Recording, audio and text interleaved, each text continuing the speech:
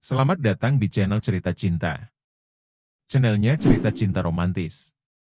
Sebelum lanjut, mohon dukungannya dengan like dan subscribe dulu. Pembalasan sebuah pengkhianatan, bagian 15. Meski dia istrimu bukan berarti kamu bisa kasar kepadanya. Hadapi aku kalau berani, tantang Olan. Tak lama, beberapa orang datang, mereka anak buah Olan. Ada apa ini ribut-ribut? Tanya pria bertubuh besar itu. Merasa terancam karena tak sebanding, Leo pun akhirnya pergi dari klub. Aarg. Leo kesal, karena surat-surat penting tidak lagi berada dalam genggaman. Itu artinya ia akan kehilangan resort itu. Kepalanya terasa mendidih, lagi-lagi ia kalah dalam peperangan. Axel sudah mendapatkan perusahaannya kembali. Ronald, lakukan sesuatu. Aku ingin hidup Axel menderita, aku rasa sudah cukup kebersamaannya dengan putriku. Apa kita harus menculik putrimu? Tanya Ronald. Jika itu memang bisa buat Axel menderita, kenapa tidak? Leo tidak peduli dengan siapapun termasuk Ele. Toh anak itu tidak diinginkannya hadir di bumi ini. Gadis itu terlahir bukan atas cintanya kepada Hana. Keesokan harinya, Ele sudah siap kembali bersekolah. Gadis itu diantar oleh suaminya. Axel mencium pucuk kepala Ele beberapa kali. Perasaannya mulai menghangat kepada gadis itu. Dedi, aku sekolah dulu, ucap Ele saat mobil sudah berhenti di depan sekolah. Belajarlah dengan baik. Sebentar lagi kamu lulus sekolah, beri Dedi nilai terbaikmu. Tentu, aku selalu juara. Aku akan berikan nilai terbaikku kepada Dedi. Elle memeluk pria itu lalu memberi kecupan di bibir, setelahnya gadis itu pun turun dari mobil. Dan mobil yang ditumpangi Axel melaju menuju kantor. Leo merencanakan sesuatu, sebelumnya ia harus mengenali putrinya terlebih dulu. Mungkin tanpa harus ada penculikan, anak itu tentu pasti ingin mengenal orang tuanya bukan? Leo sudah berada di depan sekolah Elle. Dan para siswa mulai keluar satu persatu dari gerbang, ia mencari sosok gadis yang mirip dengan Hana. Dan akhirnya, pandangannya tertuju pada dua gadis yang sedang berjalan dengan kegirangannya. Elle menceritakan semua tentangnya pada Leta, termasuk pernikahan yang sudah terjadi padanya. Leta ikut berbahagia saat mendengarnya. Dan tiba-tiba, langkah Elle dan Leta terhenti. Elle mengenal siapa yang berhenti di depannya. Mengenalnya, saat Leo menjadi pengantin yang ia datangi di pesta malam itu. Elle mundur satu langkah, teringat betapa kejamnya pria itu kepada istrinya. Lalu mau apa lelaki itu datang kemari? Pikirnya heran, Leta yang berada di sampingnya langsung menoleh ke arah Elle. Permisi, Om. Om menghalangi jalan kami, kata Leta. Grisele, kamu Grisele, kan? Tanya Leo, pria itu tak menghiraukan ucapan Leta. Leo memasang wajah polos di hadapan Elle. Om mengenal temanku. Tanya Leta, sedangkan Elle tidak bersuara sama sekali, dirinya malah bersembunyi di balik tubuh Leta. Apa kita bisa bicara sebentar? Tanya Leo pada Elle. Maaf, aku harus pulang. Elle meraih tangan Leta untuk segera pergi dari sana. Kedua gadis itu pergi dengan terburu karena takut, terlebih dengan Elle. Apa kamu tidak ingin tahu siapa dadimu? Pertanyaan Leo, menghentikan langkah Elle, dan gadis itu menoleh ke arah Leo. Menatap pria itu dari ujung kaki sampai ujung kepala. Leo kembali menghampiri. Bisa tinggalkan kami? Pinta Leo pada Leta. Tapi, ucap Leta. Tenang, Om tidak akan menyakitinya. Om hanya perlu bicara sebentar, jelas Leo. Aku pergi ya. Kak Zuran sudah menungguku. Tapi, Let, kata Elle ketakutan. Tidak apa-apa, ucap Leo. Leta pun akhirnya pergi. Leo dan Elle duduk di sebuah kafe. Leo mengajak Elle ke sana untuk berbicara. Sebelumnya, Elle sudah menghubungi Axel, beralasan ada pelajaran tambahan sehingga yang menjemputnya pun mengurungkan niatnya. Om tahu siapa dediku? Tanya Elle. Ya, aku dadimu, jawab Leo santai. Elle terkejut, ingin menyangkal tapi tidak bisa, karena ia memang bukan anak Axel. Berarti ini. Kenapa Axel tidak peduli saat datang di pesta pernikahannya? Ia berkata bahwa pengantinnya tidak penting baginya. Elle hanya bisa menangis. Maafkan Dedi.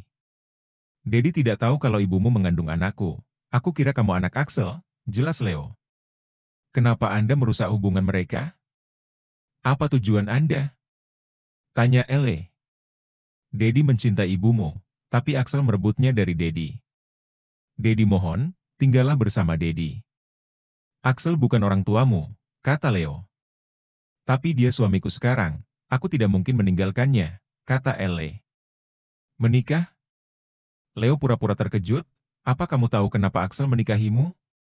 Dia hanya ingin balas dendam, dia tidak mencintaimu, sayang. Jadi pulanglah bersama Dedi. Anda jangan asal bicara, suamiku mencintaiku. Anda yang terlalu benci sehingga menghasutku. Maaf, aku tidak ada banyak waktu untuk meladeni Anda. Elle langsung pergi meninggalkan Leo, yang berusaha merusak hubungannya dengan suaminya. Ia benci laki-laki itu karena sudah membunuh ibunya. Meski membencinya, Elle tetap tidak bisa menyangkal bahwa laki-laki itu adalah orang tuanya. Untuk sementara waktu, Leo membiarkan Elle pergi. Mungkin gadis itu akan tetap mengingat ucapannya. Pernikahan yang dilakukan Axel memang benar adanya, hanya untuk balas dendam. Elle pasti mencari tahu alasan kenapa pernikahan ini terjadi, pikir Leo. Elle menangis, hatinya merasa berat saat tahu bahwa laki-laki jahat itu adalah orang tuanya. Di mana Elle? Tanya Axel pada Carla. Ia khawatir karena istrinya pulang tanpa dijemput oleh supir. Tidak biasanya gadis itu pulang sendirian. Meski terlambat, Elle tetap menunggu jemputannya datang.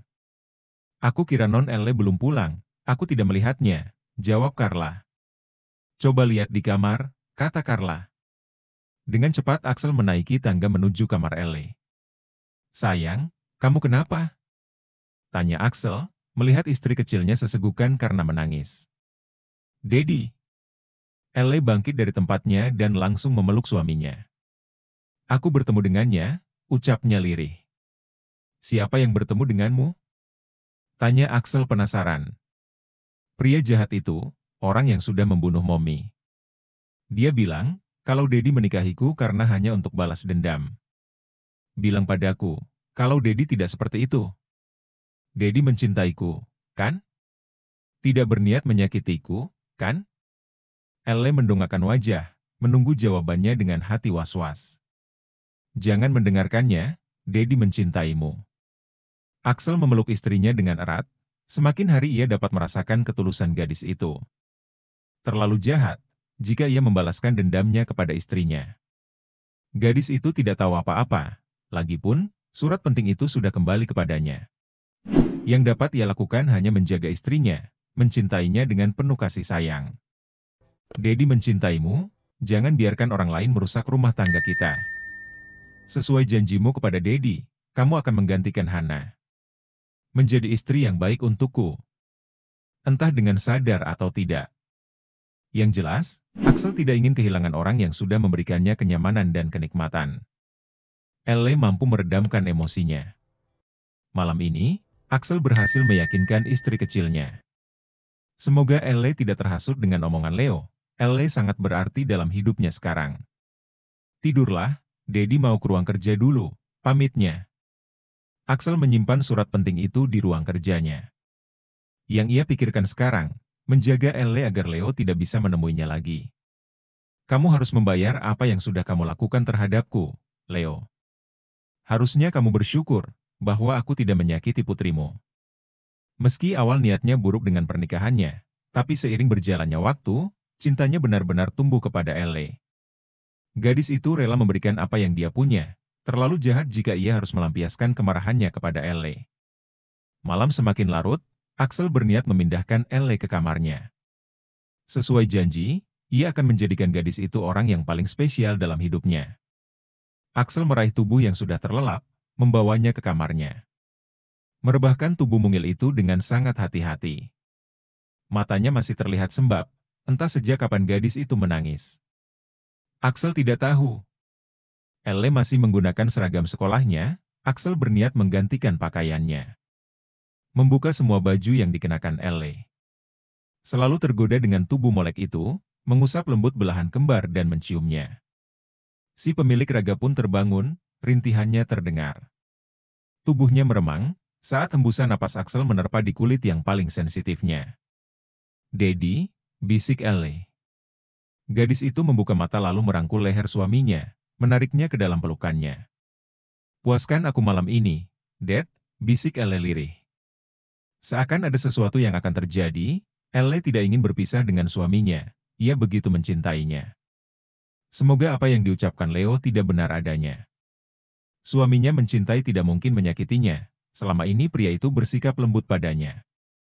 Sebisa mungkin Elle percaya, terkecuali ia mendengarnya langsung dari mulut suaminya. Ia ingin kebahagiaan, tidak akan percaya kepada omongan orang lain termasuk Leo, yang sudah ia ketahui ternyata adalah ayah kandungnya. Setiap hari mereka selalu bersama.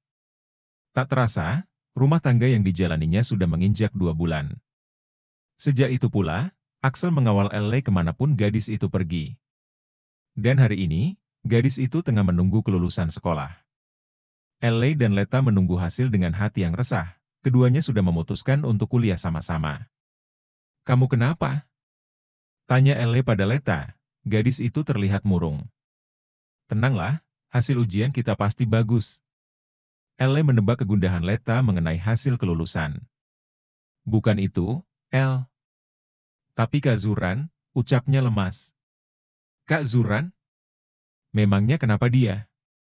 tanya Elle penasaran. "Kak Zuran pindah tugas." Zuran berprofesi sebagai dokter kandungan, pria itu pindah tugas karena memang sedang dibutuhkan di rumah sakit ternama. Aleta terpisah dengan kekasihnya, ia juga mendengar bahwa Zuran akan dijodohkan. Leta frustrasi berat, bagaimana kalau sampai orang tuanya tidak setuju dengan hubungan mereka? "Tenanglah, Kak Zuran pasti setia padamu, Let. Kalian saling mencintai, cinta kalian pasti kuat." Elle mengelus punggung sahabatnya. "Kamu enak, sudah nikah. Gak ada yang berani memisahkan kalian. Sementara aku..." Leta terkulai lemas. Tak lama, obrolan mereka terhenti. Karena wali kelas mengumumkan dan memberikan sebuah amplop yang berisikan tentang kelulusan. Nilai terbaik akan mendapatkan beasiswa. Elle maupun Aleta sudah menerima amplop tersebut. Jantungnya dak-dikduk tak karuan, tangan bergetar. Mereka berdua membuka amplop tersebut secara bersamaan. Hingga keduanya pun jingkrak-jingkrak karena lulus, dan Elle mendapatkan nilai terbaik. "Hore! Aku dapat nilai terbaik," ucap Elle dengan girang. "Daddy pasti senang kalau aku jadi juara, Let." "Aku ikut seneng, Elle. Kita tetap akan kuliah sama-sama, kan?" tanya Leta, dan Elle pun mengangguk. Semua teman kelasnya berbahagia karena lulus semua. Seusai sekolah, Elle berniat ke kantor suaminya, ia akan memberikan kabar baik ini. Ia juga akan menagih soal kebebasan saat kuliah nanti. "Let, sampai ketemu minggu depan ya," ucap Elle. Mereka libur sekolah 1 minggu seusai pengumuman. "Iya, kamu baik-baik ya, Elle? Tambah bahagia dan mesra aja dong, libur seminggu rencananya mau kemana?" tanya Leta kepo. "Ada deh. Rahasia." Elle melambaikan tangan, karena ia sudah masuk ke dalam mobil. "Jalan, Pak," kata Elle pada supir. "Kita ke kantor dulu ya," pintanya. "Iya, Non." Supir pun segera melajukan mobil menuju kantor Axel. Elle membayangkan bagaimana ekspresi suaminya nanti, pria itu pasti bangga kepadanya. Ia jadi tidak sabar ingin segera bertemu. Beberapa menit kemudian, ia pun sampai di kantor. Para karyawan sudah tahu siapa Elle, yang diketahui bahwa Elle adalah putri satu-satunya dari Axel Austin. Semua karyawan yang berpapasan dengannya memberi sapaan hangat. Gadis itu tersenyum menanggapi sapaan dari karyawan. Tepat di depan pintu ruangan Axel, Elle menghirup udara sebanyak-banyaknya. Kenop pintu ia raih dan membukanya secara perlahan. "Jose, kamu, kan tahu awalku menikahinya karena apa?" ucap Axel. "Balas dendam," jawab Jose. Elle yang mendengar pun terkejut, apa yang dikatakan Lo ternyata benar. Tak dapat menahan rasa sesak, Elle tak jadi masuk ke dalam, tanpa ia dengar ucapan Axel selanjutnya. Tapi itu awal burukku. Aku tidak lagi memikirkan balas dendam itu, Jose. Aku mencintainya, dan aku akan mengumumkan bahwa Elle adalah istriku. Hari ini hari kelulusannya. Tidak ada lagi alasan untukku menutupi pernikahanku dengannya. Tanpa Axel tahu, Elle mendengar penuturannya yang membuat gadis itu salah paham. Dedi jahat, Dedi jahat. Kesal Elle sembari menangis. Menyusuri koridor kantor dengan pandangan tertunduk, sampai ia menabrak seseorang pun tak ia pedulikan. Anak buah yang selalu menjaga Elle entah kemana, karena merasa gadis itu berada di tempat aman. Orang yang ditabraknya adalah Olan. Kenapa dia? Kenapa menangis? Olan mengikutinya dari belakang. Sampai Elle terus berjalan menyusuri tepi jalan. Tubuh Elle sedikit limbung, kepalanya terasa pusing. Penglihatannya meredup, terasa gelap. Seketika, Elle jatuh pingsan dan Olan segera menghampiri dan membawanya ke rumah sakit. "Suster," teriak Olan setibanya di rumah sakit. Petugas di sana mendorong Branker ke arah Olan, dan pria itu segera merebahkan Elle. Pasien dibawa ke UGD. Olan terlihat khawatir, ia panik karena tidak tahu harus berbuat apa.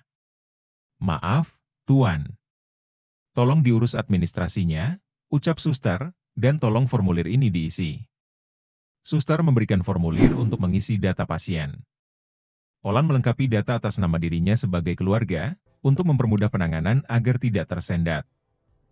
Setelah diperiksa, dokter pun keluar dan menghampiri Olan. Dokter itu melihat Olan dari ujung kaki sampai ujung kepala, menyimpulkan bahwa lelaki itu mungkin kekasih pasien. "Bisa kita bicara sebentar?"